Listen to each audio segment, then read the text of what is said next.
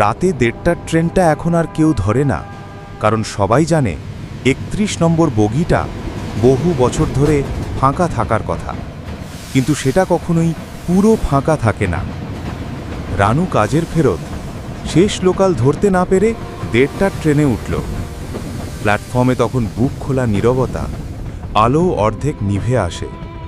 Train ঢুকতেই দেখা গেল সামনের বগিগুলো ভর্তি, কিন্তু 31 নম্বর বগিটা পুরোটাই অন্ধকার। আলো জ্বলে না, জানালা অর্ধেক ভাঙা।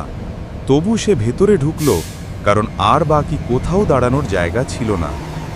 ভেতরটা অদ্ভুত ঠান্ডা, বাতাস নেই, তবু পর্দাগুলো দুলছে। রানু একটা সিটে বসল। ঠিক তখনই সামনে সিটে কেউ চুপচাপ বসে আছে বলে মনে হলো, কিন্তু মানুষের মতো নয়, একদম স্থির। মুখটাও ঠিক বোঝা যায় না। ট্রেন ছেড়ে দেওয়ার পর ভেতরে একটা গন্ধ ছড়ালো, পুরনো লোহার মতো, আর ভেজা চুলের গন্ধ। রানু ভাবল হয়তো কোথাও পানি পড়ছে, কিন্তু পাশের সিটের ওপর দেখল একটা ভেজা চুলের গোছা পড়ে আছে। হঠাৎ হুহু করে হাওয়া লাগলো বগির ভেতর, যেখানে জানালা সব বন্ধ। পেছন থেকে একটা গলা শোনা গেল, তুমি তো এই বগিতে ওঠার কথা ছিল না? রানু ঘুরে তাকাতেই দেখল একজন নেই, কিন্তু কাঁচের জানালায় প্রতিফলনে দাঁড়িয়ে আছে এক মেয়ে। লম্বা চুল, মুখটা ঘোলা, চোখ নেই, শুধু দুটো গভীর কালো গর্ত, আর তার ভেজা হাত সিটের ওপর রাখতেই দাগ পড়ল। এই বগিতে নাকি কয়েক বছর আগে আগুন লেগেছিল, জানালা আটকে ছিল, মানুষ বের হতে পারেনি। যে মেয়েটা বুড়িগঙ্গা সেতুর কাছে কাজ করত, সে নাকি এখানেই শেষ নিঃশ্বাস টেনেছিল।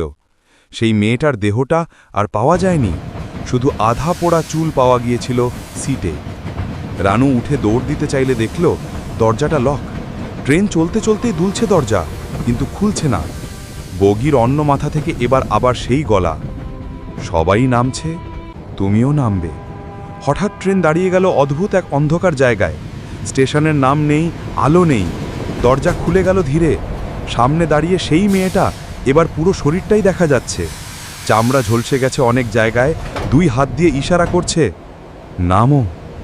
রানুর রাত দেখা গেল না কি হলো, শুধু পরের দিন রেলওয়ে পুলিশ দেখল 31 নম্বর বগির ভেতর এক সিটের ওপর ভেজা চুলের নতুন একটা গোছা পড়ে আছে, আর সিটের হ্যান্ডেলে আঁচড় কাটা আরেকজন নেমে গেল।